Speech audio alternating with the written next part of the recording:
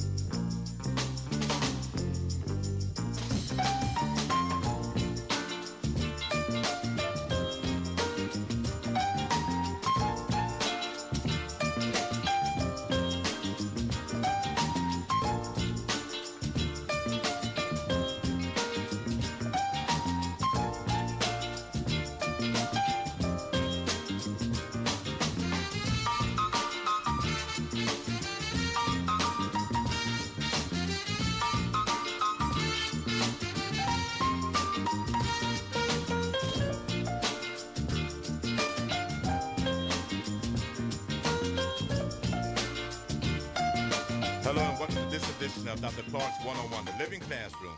And today we're going to talk Psychiatry 101 with my friend Dr. Claire Bradley. And she is a board-certified psychiatrist and founder of eClay LLC. And greetings and welcome, my friend. How you doing? Good. How are you? I'm glad to be here. Yes, indeed. And we're going to talk some Psychiatry 101 today. And what I want to do in the beginning of the program is talk about some specifics. And then midway, I want to talk about some things about you. Is that okay? Sure. But Psychiatry 101. And I've talked to psychiatrists over the past, and I've had them on this particular program, and they've said to me that, you know what? They say, well, you know what, Gary Clark, I think that everyone should have a psychiatric checkup every year. Now that amazed me. I can't imagine. I think that one would go when there's an issue, but I just want to see what your position. How does that work? Should one really have a psychiatric checkup once a year? Yes. So it's a psychiatric visit we call it in the business a psychiatric evaluation. You may not need to have a psychiatric evaluation every year, but it is good to be able to meet with a mental health professional and just get a checkup. The idea would be screening, just like you do at your primary care doctor visit, or if you have any specialists that you see, and just make sure everything is okay, signs and symptoms, and if there's anything that needs to be addressed. You say anything that needs to be addressed, such as, I mean, when do we know that something needs to be addressed? So one of the ways is with your doctor, but then being able to notice when you feel your regular routine or your functioning is off. So I call these essential things: sleep, nourishing your body with good food, your appetite, hydrating, drinking water. There's lots of beverages, drinking water. And then restorative practices. We don't always think of our rest and relaxation as an essential part of our routine, but that is extremely important. It's how we sustain the energy to keep going and get through the to-dos and the ins and outs and ups and downs of just the daily routine. So when those are off, those can be a sign of stress, overwhelm, burnout. Sometimes it's trauma or grief, but being able to process that with a medical professional or mental health professional is where those visits and checkups kind of come in handy. Okay, I do understand those evaluations, medical visits, checkups. Now, in the midst of all of that, it comes to me that you have to know yourself. You have to really understand you know your body, but also know your mind. Correct. And so, in the midst of all of that, I would think that sometimes individuals look at that as psychiatry as more of an elitist approach. Is that when you go to see a psychiatrist or individuals such as that, or go to some form of therapy, and I say elitist, I mean elitist in terms of economy, economics, because it's not cheap. Your profession is not a cheap profession. I know it. I know Yes. it exactly what you mean, and even the financial piece, and also I would say culturally, is Okay. thought of as something that we may not do. This is just something that we just don't do. We don't put our business out in the street. We keep the family business in the house, and then there's a pride about I'm a black woman. I was raised in the church, so there's a pride about being able to uphold in public a certain persona and image. So yes, it is something that everybody doesn't necessarily feel open to. Part of my medical training and then frontline training, I'll say, being with people and learning my own style of practicing psychiatry has been realizing that stigma is something that we do have to get over, and be able to figure out how we can address these things and learn ourselves better. A lot of times we think we know ourselves, but we're kind of avoiding ourselves a little bit, and we focus on everybody else and how we can work and fix and what they need to do. But knowing yourself takes some work, and psychiatrists and mental health professionals definitely can help people be curious and learn about themselves. Well, I'm absolutely glad that you did say that culturally, and that's a good segue in terms of what my audience would be listening is interested in, and I am as well. Is that from a cultural standpoint, and you can talk about the African American community, people of color in particular, in terms of it's been said over the past that there's a stigma in going to a psychiatrist. There's a stigma in believing that perhaps they may be weak or whatever it may be. And if you can address that in terms of the black male, the black women, and Hmm. also in terms of yes, also in terms of the gender as well, please. Hmm. So the stigma is, we're actively in the mental health field working on it. The pandemic, COVID-19, 2020, and these last 5 years has definitely made it more of a safe space to talk about things in our community. I do like to say since 2020 and this lockdown period, mental health now has a seat at the table where they used to kind of have us over to the side. Psychiatrists have been able to come to the front and speak on what things are important. And psychiatry is about the body and the mind and working together. But the piece I would say culturally that's really important is acknowledging our spirituality and our history in family and the connections that we have with our support systems, and also our privacy. So, culturally, working on that stigma means being able to connect. You don't always have to have necessarily a provider who looks like you, but it does help. But being able to connect with a professional, a mental health professional, whether it is a therapist, a psychiatrist who's a physician, a social worker, a counselor, there's a variety of different levels of people who are trained to talk and connect with you. And the goal, I would say, is to be able to find and be more curious about what makes you tick, what makes you happy, what makes you sad, what makes you triggered. Young people, they really like to speak on it on apps like platforms, TikTok, Instagram, the trauma of it all, the triggering of it all. So being able to kind of connect everybody's language and background, making that cultural piece more important when it comes to psychiatry. So the stigma is real. Getting people comfortable with opening up, understanding that human beings are conditioned in this society and around the world to think a certain way. And we battle that day to day. We don't realize it, but our thoughts are triggering these emotions. Um, but it may not align with who we are, who our instinct, our intuition, or what I know as another way of putting it is my connection to a higher power. What is drawing me and calling me in life, bringing me here and there and connecting with different people? That is the big piece to being able to find that difference in what is society telling me I need to be, I should be doing, or how I'm supposed to be acting versus what I know to be true and who I am. So that pulling yourself into this present moment and getting in touch with yourself is what a lot of the work that I do.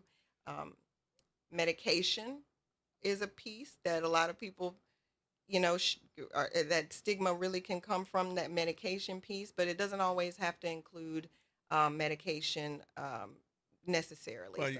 Well, So, quite honestly, and some individuals like the psychiatrist because they have the medication hmm.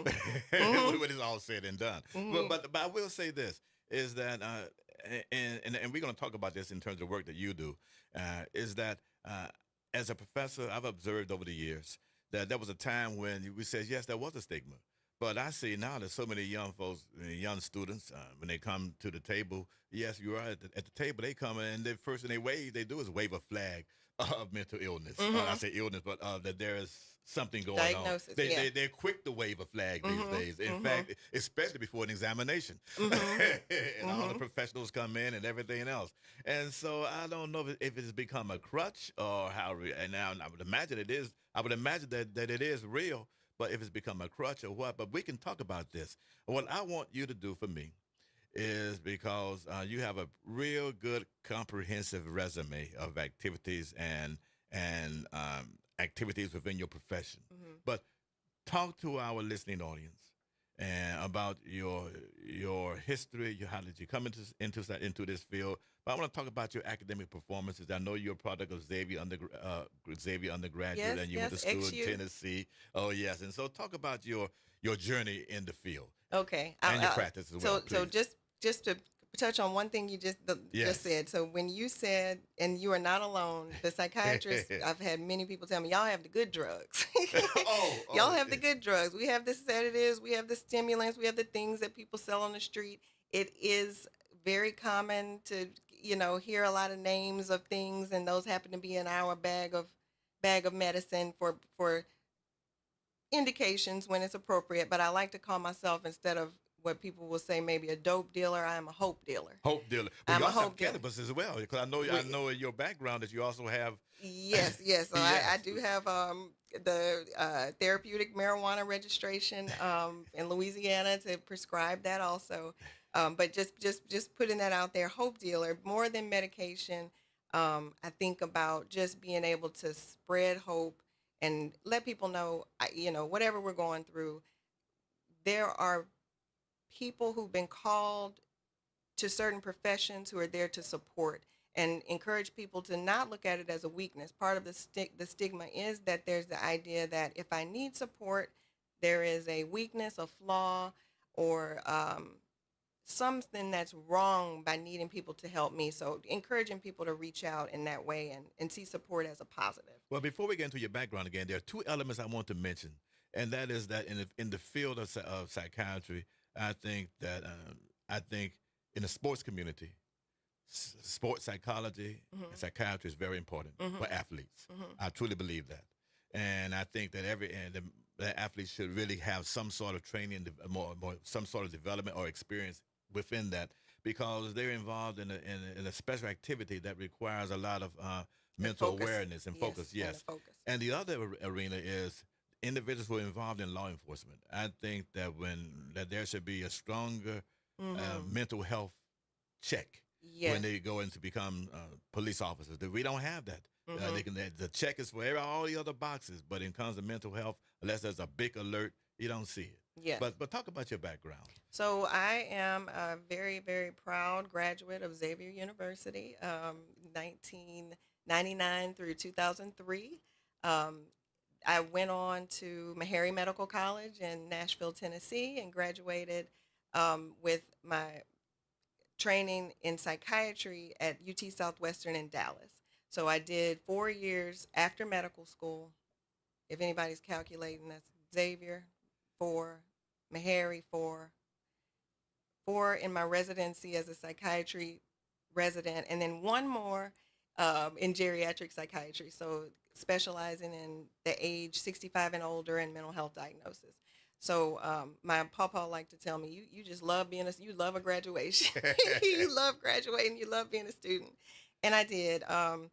I consider myself now, after I started my first out of fellowship into the VA system, and to all the veterans out there, thank you for your service. That is a very special population of people that I hold dear to my heart, and left the VA system after a very quick, I'd say quick learning curve into the administrative side of psychiatry and medicine, and was the assistant chief of psychiatry. So relocated here to New Orleans, back to New Orleans. I started doing telemedicine. This is in 2017, so before the pandemic. So by the time COVID-19 hit, I had already been in the world of Zoom, the video medicine, being able to see and work with mental health and rehab clinics around the state that had counseling but no doctor. So I was Dr. Claire all around the state, seeing a lot of different clinics, and ended up not geriatric, but seeing a lot of children. So my experience with kids and adolescents came in in those few years. I had to get out of the house. So by the time we opened back up and got back outside, I was ready to get from in front of the screen. So I went over part-time to Tulane Campus Health, and I also have my on staff as a psychiatrist at LSU in Baton Rouge as well. So I've got my hats in a couple of things. On my private practice side, where I also see private patients and work with different agencies with contracts. So my business is called Eclat LLC. Eclat is French for brilliant and bright. And I work with DCSF. I have a foster care shelter in Baton Rouge where I see those boys. And so the students at Tulane, my foster care contract, private practice with Eclat, and I have a group of nurse practitioners that I collaborate with. I call them the Eclat Collective. It's a group of women, mostly African American women, who have trained in psychiatry in their nursing path, and they're amazing. In Louisiana, you have to work with a doctor to prescribe as a nurse practitioner, so I'm their collaborative physician, and we're just trying to put our stamp on the state and on Black people specifically. So I kind of I'd say I go from the high to the low, and when I say high and low, I mean income.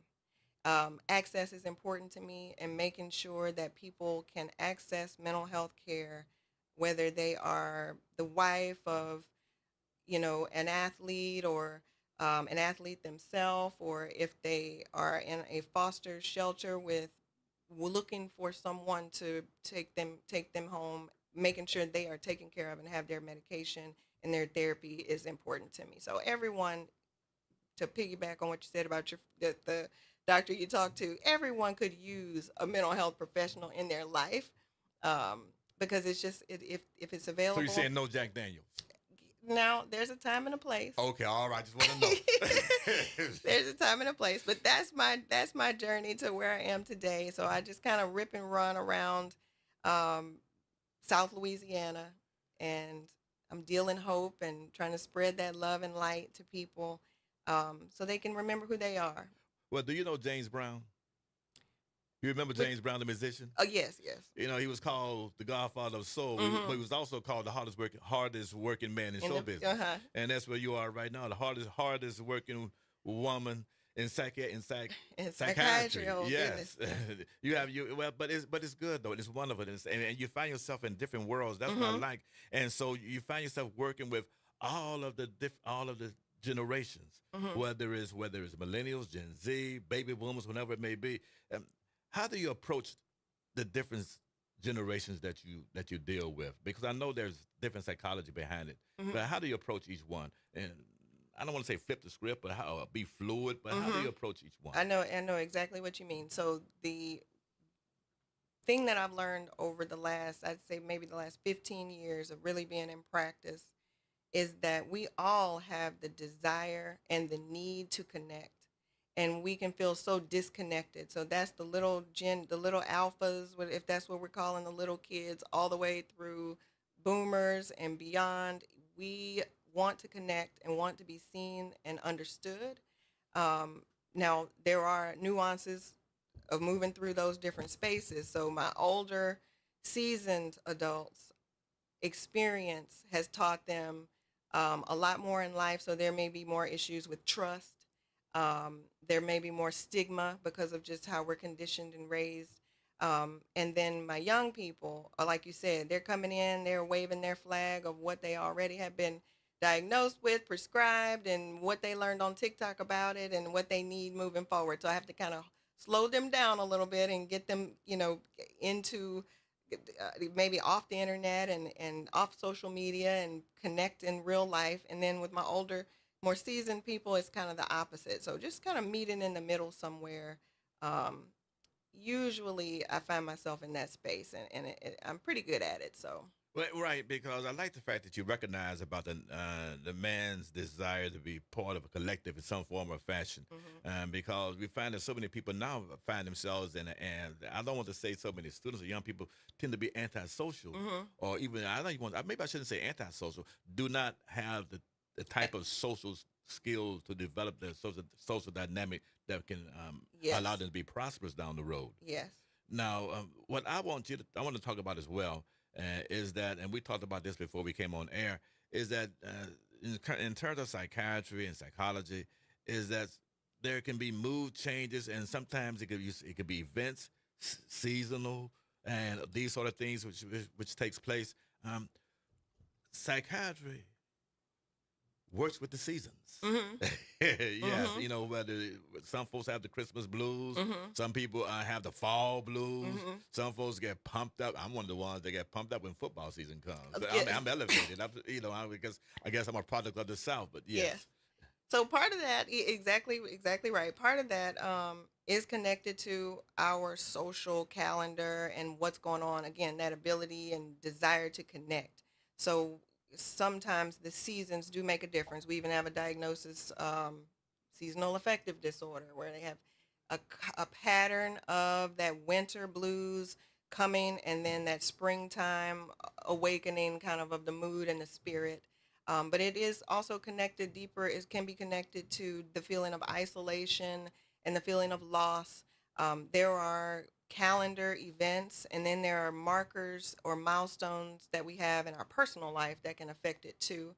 So, anniversaries of, a loss, or large traumatic events that may have happened in your life make a difference in that season. So part of my job is to connect and make it make sense for people to see the pattern, and also to be able to anticipate what's coming and how am I going to prepare myself to kind of sustain this same energy through without losing again that ability to function and those essential things, to taking care of ourselves, our sleep, our appetite, being able to have energy, being able to enjoy things, all of that being things we look out for. So if you're already in touch with a mental health professional, that's going to be something that they're looking out for and helping you guide your way through.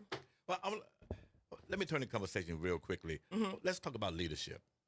And the reason I mention that is because so oftentimes we assume rationality, and we assume that all our leaders are psychologically balanced. Mm. And I think that's one of the greatest mistakes that we make. You hmm think that because that individual is your president, your governor, your leader, your chief executive officer, whatever it may be, hmm that they are balanced. But if you take a good look, you discover that that are absolutely not. hmm And my pet peeve, if it is a pet peeve, with my little psychology 101, not psychiatry now, no, psychology 101 or whatever it may, if I can recognize that there's a problem, hmm why is that seasoned professional recognize it but refuse to say anything? So they wouldn't say anything because they're right where they want to be in a decision making position of power. But one of the ways I kind of settle my spirit when it comes to leaders and people who are making decisions and impacting our lives and their mental health is it's a testament to our society and how healthy are we as a people. So again, it does take more than the leader, if it's in that situation, is not going to be the one to draw it to the attention, but it takes the collective and the connection of everyone. Leaders, especially when there is a negative or a off, I'll just say off. I don't want to diagnose people. Let's just say they're off. There's something off about them, but they're making decisions. One of the biggest things is we have to be able to connect with each other. Again, isolating and Okay. separating is how you become powerful, or how you can come to power when there is just maybe not the best intentions or selfish intentions. So staying together, um, connecting with these support that you have around you. If it's mental health, if it's the church, if it is a spiritual practice that you have, and you're not religious but you're spiritual, you like to meditate, you like to, well, look at the moon phases, you like your crystals, whatever Oh, you're it talking is. kind of California to me Well, now. You're look, talking West Coast to me. yeah, that's why I have to go through all Okay. of them. Whatever you consider your support and your connection to something that's bigger than you and to those around you, that is how we fight against that type of power, is to not allow it to isolate and separate. Um, Historically, that is just the biggest way, is to divide people. Yes. Well, Martin Luther King had a great speech years ago. Of course, he said, and it's on a macro level. He said that the United States of America suffers from a schizophrenic personality, Hmm. and if you can understand aspects of schizophrenia, then you can understand America. Hmm. When you take a good look, you probably see some of that in American society. From my perspective as a political scientist, I like to look at the psychological leadership, the psychological profile of leaders, Hmm. and because there's a certain, especially leaders of countries, and they bring to the table certain aspects not only of their country, their Hmm. culture of their country, but it takes a certain amount of a different kind of person to want to represent 10 million, 20 million, 200 million people, whatever it may be. But Hmm. tell our listening audience where you can be located, where you found your website, the sort of things which are indeed very, very important to us. Oh, right. So like I said, I'm part-time at Tulane University, so that's those students over there at LSU and Tulane. But I have my office at the Peltz Kirkhart and Associates office. It's on Jackson Avenue, 1539 Jackson Avenue, Suite 300, and that's in New Orleans, Louisiana. The office phone number is 504-581-3933. That's 504-581-3933. And my email address, I can be contacted. It's Dr. Claire _Eclat at outlook.com. DRCLAIRE _ECLAT at outlook.com. Great. I'm glad that you spelled that out because and that's indeed highly important. And I know that you are indeed a fantastic guest, and you bring a Thanks. lot to the table. And I hope you can come again when we have through the seasons. Okay, sure. And also when there's special events that we can come and talk about. And in particular, I want to also talk about the nature of African American community. And I think there's a particular month that we have that minorities like to be involved in. Everybody has their month. Hmm. They're located again. But this is what becomes important. Is there a final statement you would like to make to our listening audience before we exit today? I would just say, mental health and wellness is about being present. There's all sorts of things: therapy, medication, treatment, being present, and anything that you can do that restores your energy and brings you just in the moment to connect with people. That's the human nature of us, and that's human, and that's what have goals for my patients. Oh yes, I mean that's outstanding. Oh, how do you get a marijuana diagnosis? Or so, so I have relatives that have them in Florida and in Texas, but So we don't call it here. We don't call it a prescription. We call it a therapeutic marijuana registration. And you meet with a doctor. I am a physician who can do that, and we do an evaluation and decide how or what diagnosis that would be indicated for. So things between trauma, anxiety, mood, sleep, lots of different diagnoses. But we find what may be something, if it's going on, that would fit for. And then you go over to one of the dispensaries, and you take the registration. I'll fax it over, and they get you set up and with the appropriate products. oh, wow, that's the world. Trauma and anxiety. Exactly. Oh, that's the world. That's any fifth grader in America, or Exactly. anybody taking a math test or whatever it may be. But I do understand. I Yeah. appreciate that. Yeah. And again, this is Dr. Clark's 101, The Living Classroom. You can follow me on all platforms of social media. I'd like to thank my guest again, Dr. Claire Bradley, for joining us. And as always, it's been a pleasure.